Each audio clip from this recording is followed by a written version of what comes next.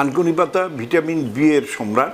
থানকুনি পাতার মধ্যে অজস্র ভিটামিন বি থাকে। এটা মোটামুটি সারা বছরই আমরা থানকুনি পাতার সাথে একটু সর্ষে দিয়ে থানকুনি পাতা বেটে ভর্তা করে খেতে পারি। থানকুনি পাতা তরকারি হিসাবে সব রকম তরকারির ভিতরে আমরা এক মুঠ থানকুনি পাতা ব্যবহার করতে পারি। থানকুনি পাতা, ডগা এবং শিকড়, মূল সব কিছুই কিন্তু ওষুধ হিসাবে কাজ করে।